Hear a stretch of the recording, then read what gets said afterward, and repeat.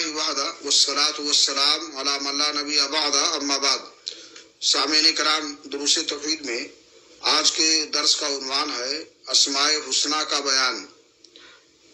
اللہ رب العالمین کا ارشاد ہے وَلِلَّهِ الْأَسْمَاءُ الْحُسْنَى فَادْعُوهُ بِهَا وَذَرُوا الَّذِينَ يُلْحِدُونَ فِي أَسْمَائِهِ سَيُجْزَوْنَ مَا كَانُوا يَعْمَلُونَ۔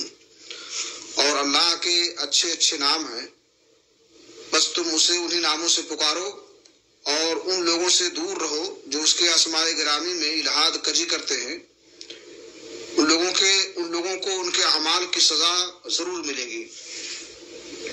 تمام اچھے اچھے نام اللہ عز و جل کے شایان شان ہیں، لہذا اللہ تعالیٰ کا حکم ہے کہ اسے انہی ناموں سے پکارا اور یاد کیا جائے۔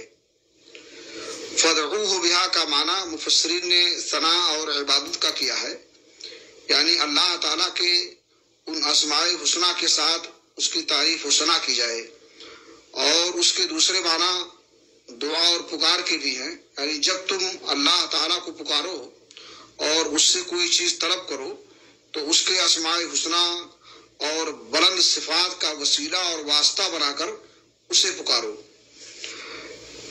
اس آیت کی تفسیر میں ابن عباس رضی اللہ عنہما نے الحاد کا معنی شرک کیا ہے، اور انہوں نے فرمایا کہ مشرکین نے اللہ عز و جل کے اسم جلالہ سے اللات اور العزیز سے العزیٰ کا اشتقاق کیا تھا۔